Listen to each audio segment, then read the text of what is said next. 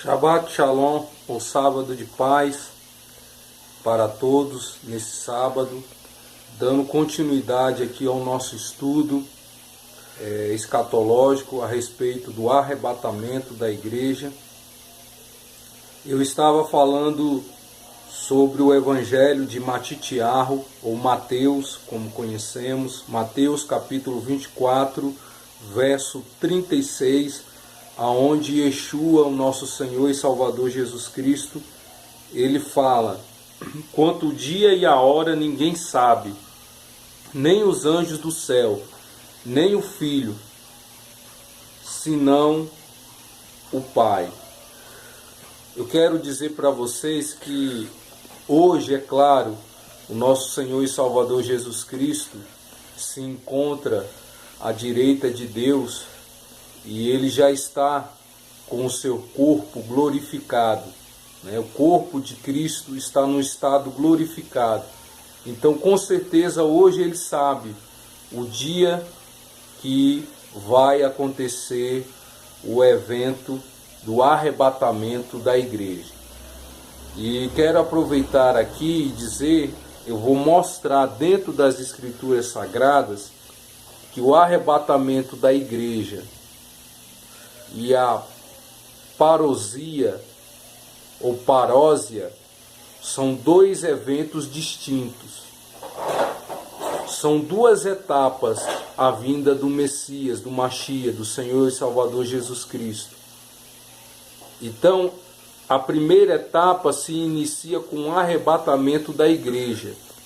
Então, vou mostrar nas Escrituras, durante o nosso estudo, que esse arrebatamento será de maneira secreta. Eu vou mostrar para vocês nas Escrituras. A parousia ou parósia é a vinda de Cristo visível. Então são duas etapas distintas, diferentes. E eu vou estar mostrando para vocês durante o nosso estudo, né? Que nós estamos iniciando hoje aqui nesse canal do Facebook Maná de Sião, ok? Então, voltando aqui ao texto aqui do Evangelho de Matitiarro, Mateus, quando Yeshua fala, quanto o dia e a hora ninguém sabe, nem os anjos do céu, nem o Filho, senão somente o Pai, é porque Yeshua, sendo judeu, o Senhor e Salvador Jesus Cristo sendo judeu, ele tinha todo o conhecimento da cultura judaica. Não só o Senhor Jesus Cristo, mas seus talmidim, os seus discípulos também sabiam da cultura judaica. Então, quando Jesus fez essa declaração, eles já ligaram, fizeram uma conexão automaticamente a uma das festas que nós vamos estar falando aqui no estudo, que é a festa de trombetas. A festa das trombetas. A festa das trombetas é a única festa do calendário judaico de Israel, é a única festa que os judeus não sabem nem o dia e nem a hora. Por quê? Porque o calendário judaico é diferente do nosso calendário que a maioria dos países segue. Qual é o calendário que a maioria dos países segue hoje? É o calendário gregoriano, romano, que foi o Papa Gregório que estabeleceu esse calendário que o restante de todos os países segue. Mas o calendário judaico é diferente do nosso. O calendário judaico é contado os dias através da lua. Então o sacerdote, o levita, quando chegava na época dessa festa, da festa das trombetas, que é no mês de setembro do nosso calendário, eles olhavam para o céu e via aquele risquinho da lua crescente, então eles sabiam que estava dando-se início a um novo mês, que na verdade na festa das trombetas é o início do ano novo judaico, do calendário civil judaico. Então, quando o Senhor Jesus fala sobre isso, está se referindo à festa das trombetas. E os discípulos e todos que ali faziam parte da nação de Israel, que eram israelitas, judeus, sabiam muito bem disso. Então o engano que já tem aí já acho que já há mais de séculos, ou não sei quanto tempo, né, que muitos da igreja cristã usam esse versículo para justamente querer afirmar que nós não sabemos o dia que vai acontecer o arrebatamento. As escrituras sagradas, a palavra de Deus, as festas judaicas, elas mostram sim, nós temos uma noção de quando vai ocorrer o arrebatamento da igreja, né? E nós vamos ver aqui que o Senhor Jesus, ele tem cumprido à risca todo o calendário judaico. Nós vamos ver aqui, né? Se você ler no Evangelho, você vai ver que na festa de Páscoa, de Pêssar, foi o dia que o Jesus Cristo morreu. Ele foi enterrado na festa dos pães asmos. Jesus, ele é o pão asmo, porque ele não tem pecado, então ele é o pão asmo, pão sem fermento, né? O povo de Israel, depois da festa de Páscoa, de Pêssar, eles comiam pão sem fermento, era um mandamento, uma ordem do Eterno a toda a nação de Israel. Então Jesus, ele é o pão asmo, ele mesmo disse. Depois da festa das primícias vem a festa de Shavuot, que é conhecida a festa das semanas, que nós conhecemos aqui no Brasil como dia de Pentecoste, a festa de Pentecoste. Então, os apóstolos estavam reunidos lá em Atos dos Apóstolos capítulo 2, você vai ler e vai verificar isso que eu estou te falando. E foi aonde nessa festa de Shavuot, né, a festa de Pentecostes, a segunda oferta das primícias, mas agora as primícias do trigo. E lá em 1 Coríntios capítulo 12 você vai ver que a oferta das primícias do trigo para a igreja que é gentílica e que possui esse caráter de fermento, de pecado, né, a igreja, né, sobre a face da terra, ela é o trigo, né, porque representa o pecado, né? E então lá em 1 Coríntios capítulo 12 vai falar dos dons do Espírito, que esses dons do Espírito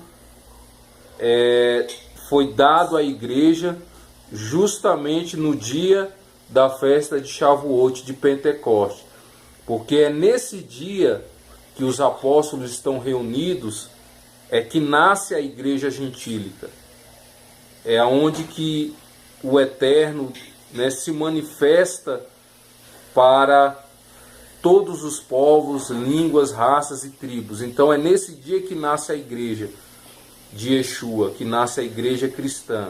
É justamente nesse dia, na festa de Pentecostes. Então, quando Jesus fala aqui em Matitiar, em Mateus 24:36, está falando a respeito da festa das trombetas. E ele fala: porque vós mesmos sabeis muito bem que o dia do Senhor, Jesus, ele ressuscitou na festa das primícias, no domingo, né?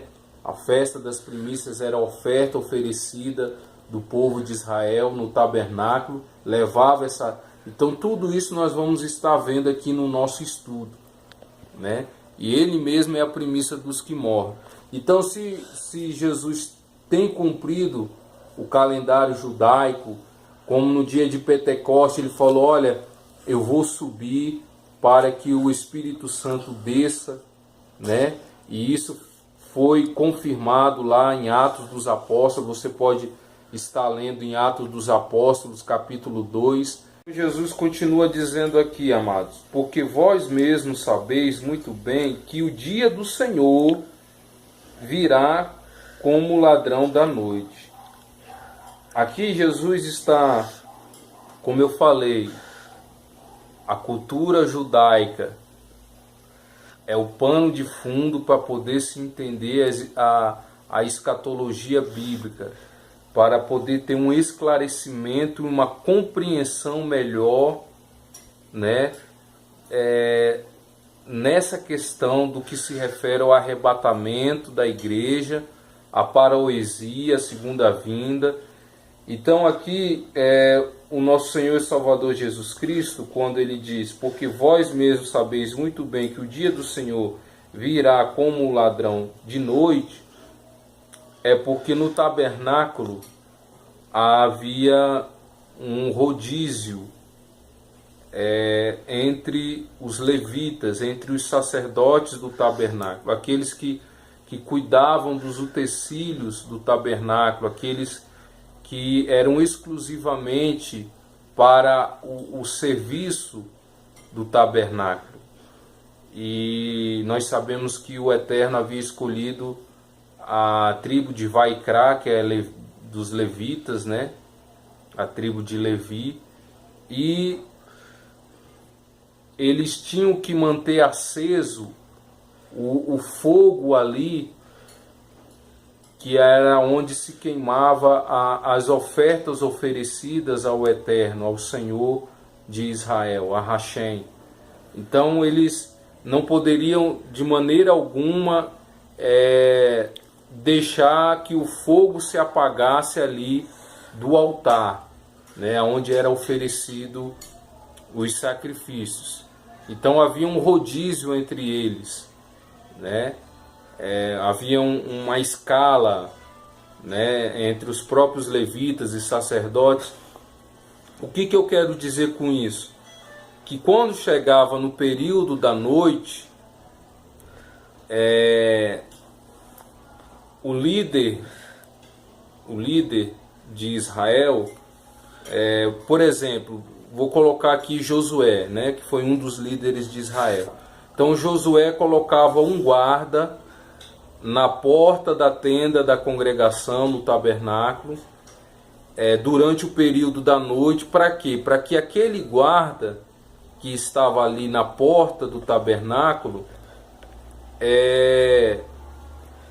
ficasse como um vigia, para que o sacerdote ali, o levita, não dormisse, porque se ele dormisse, a chama do fogo do altar iria se apagar.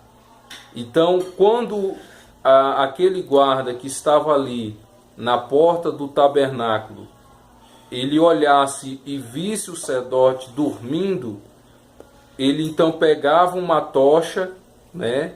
Ali pegava uma tocha acesa e chegava até aquele sacerdote e encostava aquela tocha, né, naquele sacerdote, que iria se despertar do seu sono, né? Então isso quer dizer o quê? A Bíblia fala que não dormita, lá em Salmo você vai ver que fala que não dormita o guarda de Israel.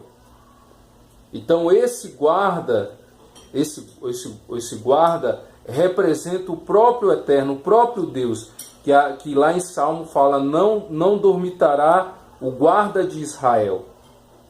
Então o ladrão da noite, fazendo essa analogia, é esse guarda que está ali justamente para não deixar o sacerdote,